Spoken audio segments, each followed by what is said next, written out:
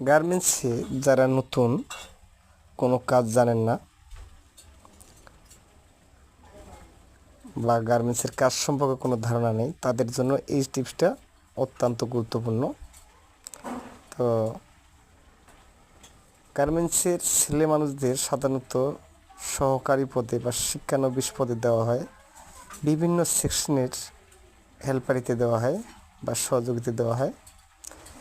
এটি হলো একটি আয়রন সেকশন বা ফিউজিং আয়রন।